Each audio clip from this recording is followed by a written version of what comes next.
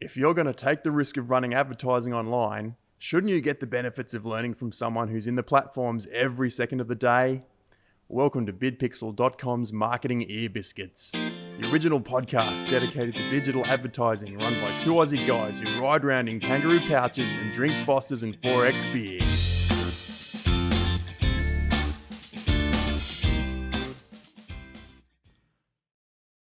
Hey Josh. Hey Dave, how you doing? Good mate. Nice Friday morning here on the Gold Coast. We've both been at it nice and early, so we thought we'd get this out. There was a bit of a news article that came out this morning of a traditional bricks and media store, operating since 1853, going out of business. It's a long time. Right? So let's have a chat about like the big stakes and the huge urgency for traditional businesses now that we're in a digital world. Mate, do you want to just give us a recap on Dimmies, always a bargain, what they are and what's happened? Sure. So Dimmies, I think they've got about 31 or so stores across Australia, and they've been around for 166 years is what it works out to be. But they, I think they've just announced this morning that they've gone into, or they're closing down all of their stores. You'll just have to check the article exactly what's going on, but they've decided to close down. They're having all their sales, they're clearing all their stock, and it's just real interesting to see that they do have an online store and they are selling online, but it's a very unoptimized experience. And I think most of the stuff they're selling is people just walking into the stores, and they are a discount store, so they're going to have a lot of low prices, low margins, and it looks like in this day and age it's just killing and slowly choking these type of businesses. I guess the big thing is customers are shopping for convenience these days, and while there still may be the traditional customers who want to go down Main Street to the local town and purchase their discount toilet rolls, there's a convenience and there's that instant gratification of purchasing online, and you don't even have to get out of, you can buy your toilet rolls online now sitting on the toilet, literally, right? Yeah. Like you don't even have to move. Like I remember about, 5 years ago when all these fridges were coming out with TVs mounted into them that you could do your ordering, like that was cutting edge technology. Now you just pick up your phone and order your groceries and it turns up at your door. That's it. So the pain point here, massively old business, 56 stores or something that they're shutting down, or 30 stores that they're shutting down Australia-wide. What's their pain points? So pain point number one was customers are now doing business with convenience, right? They want to shop online, or they want to go to their Woolworths or their Aldi or their Costco and just get everything in one shop, right? What's one of the strategies that you've seen stores like doing over the years? Well, I'll tell you what the strategy was that you told me. Discounting to get foot traffic, right? How's that a bad business model?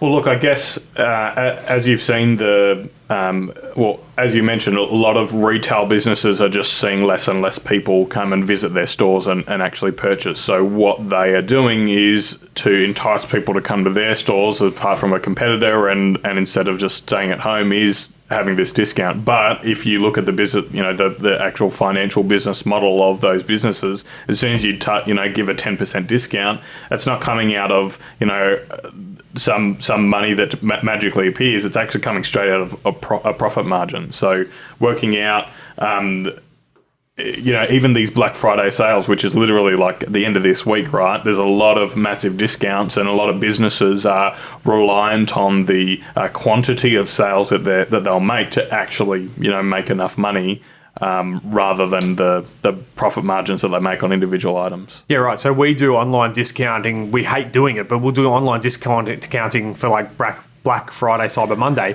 because it's a top of funnel strategy to delight new customers into a brand and then get them to come back and purchase full price. How does a brick and mortar store that's drastically discounting just to get someone in the doors, how do they follow up with a strategy like we do these days to get them back for something full price. They Definitely. don't. And one thing that you will see is a lot of these bricks and mortar businesses and restaurants are notorious for it as well, is they don't collect customer data and they don't do follow up and they don't do remarketing. All these things that when we have a look at what is progressing with the Amazons of the world and the online businesses and being able to sell online, there's so much more brand awareness and retargeting and being able to put the right products in front of the right people. And it's just something that these bricks and mortar businesses, they're not even looking to take advantage of it. They're just trying to do business the way they always are, maybe trying to optimize their processes, but not understanding that there is this fundamental shift that has happened with the introduction of the internet. And as people are creating more and more apps and platforms and, making our lives as consumers easier, they're the ones that are actually, slowly being choked to death. Like a perfect example, bless their hearts, my own parents, they had an art supplies business in Toowoomba, so largest regional inland town, largest inland city in Australia apart from Canberra, right? Big town. Mm-hmm. They had this bricks and mortar art supplies business with thousands of SKUs in stock, and my brother and I convinced them for years, like, let's just get you online. Like, you could semi-retire, work from home, drop ship this products from the store and make a bucket load of cash. Yeah. But they resisted because they didn't know what to do and they didn't understand the technology. And ultimately that business will suffer because all of those products that they sell in that store, they have since sold it, by the way, all of those products that they used to sell in those stores, the actual distributor or manufacturer of those products now sells them directly online on their own e-com stores, right, and is building up a name, and the consumers are going direct to source, mm-hmm, and cutting out the bricks and mortar stores like what my parents used to have. So the other big thing about stores like this, so Dimmy's, like, I doubt they were in like major CBD centres anymore, but even the regional centres that they were in, they physically have to have a lease on the main street with the doors open out the front, which is premium land, right?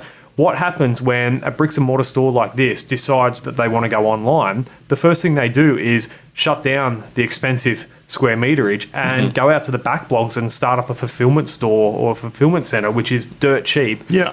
Everything's in shelving on rows, and it takes a few people to pick the orders. It probably takes less people to pick the orders in a fulfillment warehouse than it would to man a retail store. For sure. And the other side of that is, instead of just one store sitting there waiting for people to walk by, all being contained to your local area, as soon as you go online, you've got all of Australia, or if not all of the world, right at your fingertips, and you're able to just get in front of people. So it expands your potential by just so significantly much. Yeah, that's right.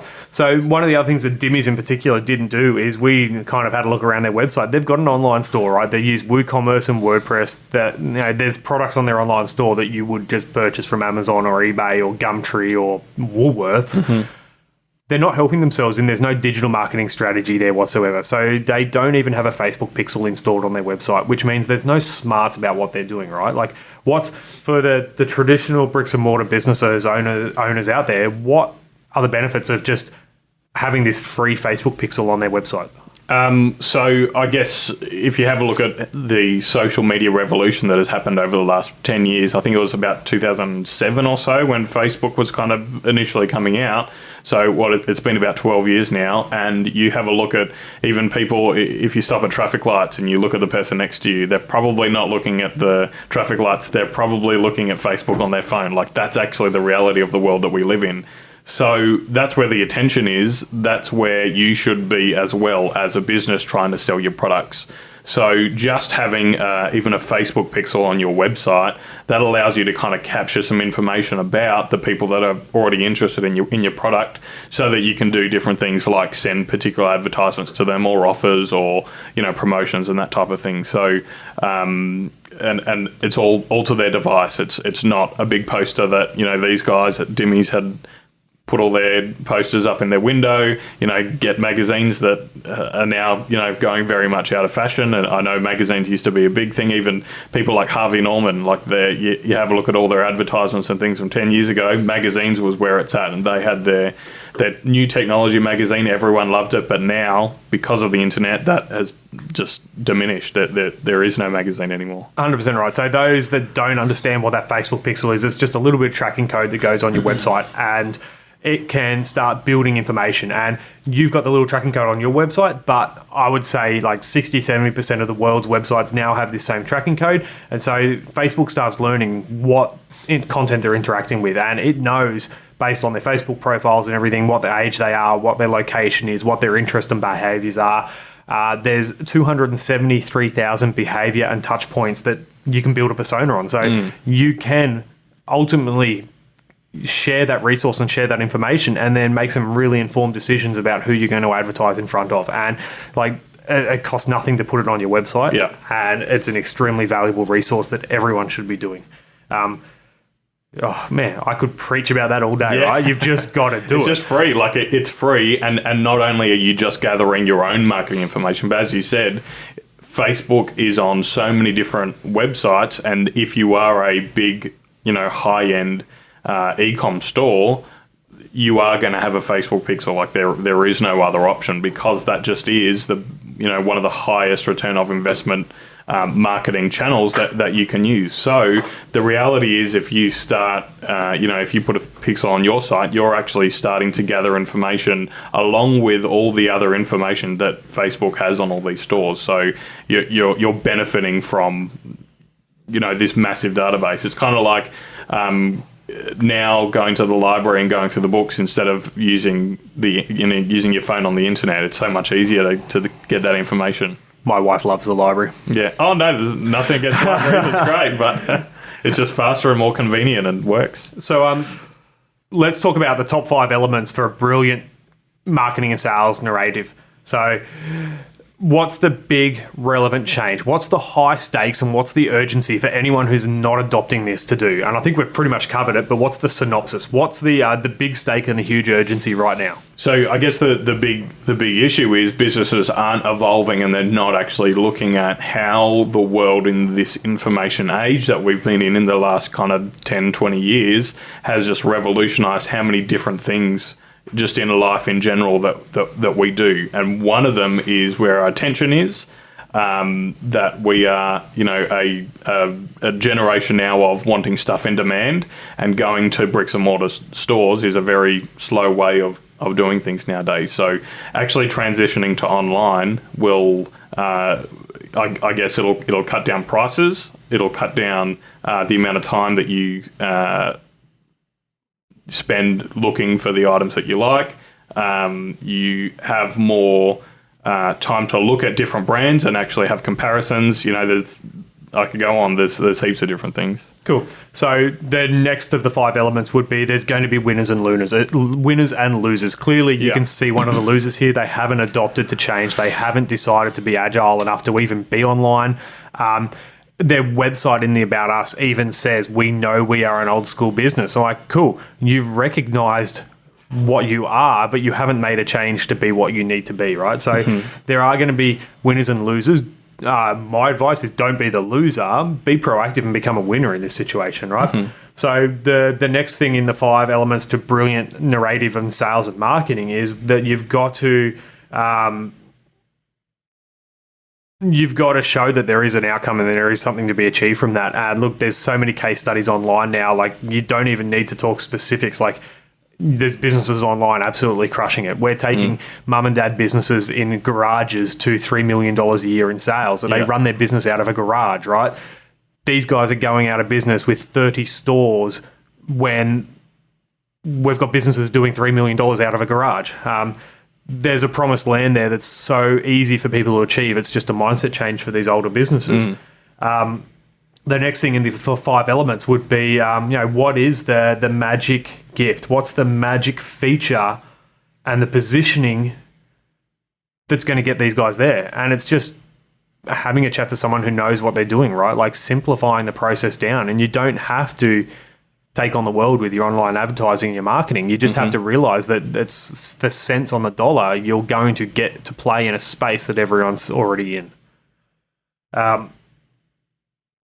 I guess the last thing there, the fifth thing is like, what's the evidence to make this story come true? And I kind of just answered that with the last one is, there are millions of businesses. There's now 1 million active Shopify stores online at this point in time. There's 1 million stores transacting. And how old is Shopify? They're only about a couple of years old. Yeah. Like 1 million online stores using just Shopify's platform, let alone WooCommerce, which these guys are on, BigCommerce, Kartra, all these other ones. Like there's 1 million Shopify stores transacting. There's 60 million Facebook business pages currently on Facebook's platform. 60 million businesses trying to vie for a little piece of this advertising pie.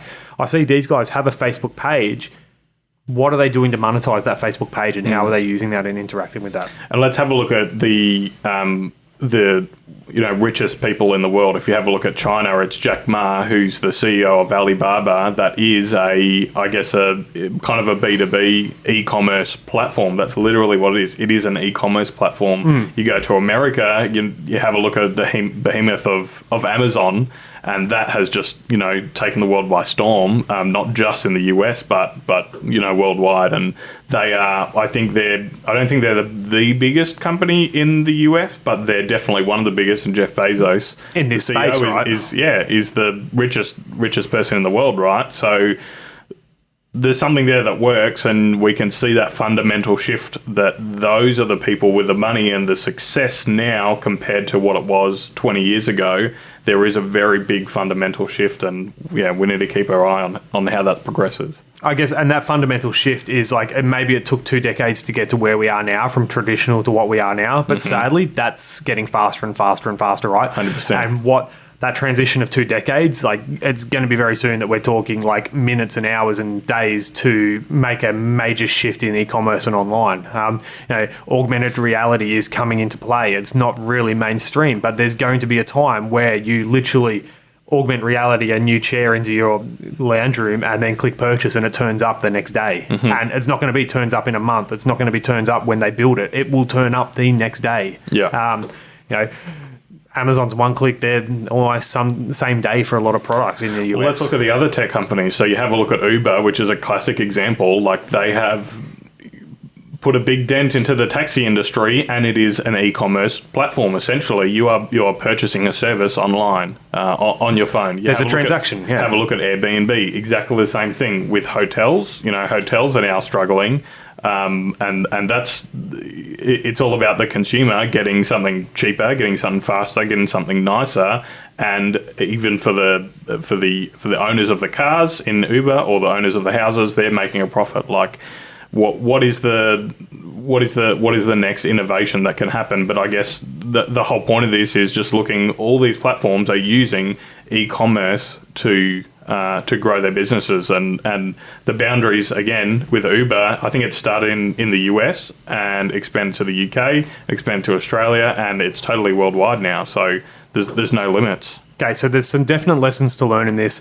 Every industry is getting disrupted by some form of technology. Every industry is going to have sections of that industry that, like Dimmy's, just curl up and die, to be blunt. But how can you prevent that from happening? So one of the big stats that we use in our sales pitches is, in the last 15 years, 52% of Fortune 500 companies have gone out of business. Like, Fortune 500 companies are the biggest companies in the USA. Yeah. And in the last 15 years, more than half of them have gone out of business because they haven't adopted to this exact strategy that we're talking about now. You've got to get someone on your side. You've got to get someone on your team. You've got to have an advisor that can help you through this transition. One of the phrases that I was talking about with a good friend, Dominic, this morning is, we love identifying and helping small brands that want to be big, right? So we love taking backyard mum and dad businesses to $3 million a year in revenue. But there's massive shift that we're moving now into, is we want to help big brands be small. And how can they reverse engineer what all these up and coming e-commerce stores are doing and apply it to their big business and their big industry, and become the consumer's best friend again, and become what the consumer needs to stay in business. So there you have it. That's the new phrase. Small that wants to be big, and big that wants to be small. I think there was a rapper that was named something like that, wasn't it? There is. Biggie Smalls. And Big and Little Dogs, a fantastic client of ours. You got to go see them. All right, mate. That's it. That's this episode. Let's wrap it up. if you're a big business that's struggling, go find some help. There's no shortage of social media agencies out there trying to help people like you right now. Just do your research on them, please. Yeah. Awesome. Guys, as always, like, comment, subscribe, share, all that jazz. If you're watching on YouTube, we'd love it if you could ask a tough question in the comments below. Likewise, if you're watching this on Facebook, leave us a comment below and we'll answer it in an episode coming up shortly. If you're listening to this on a podcast, please subscribe. We're trying to put out the best content that we can to educate and inform you through your marketing and advertising decisions. Guys, bless you all. Have a fantastic weekend if you're listening to this before the weekend, and we'll chat to you shortly. Cool. Thanks, Josh. No worries.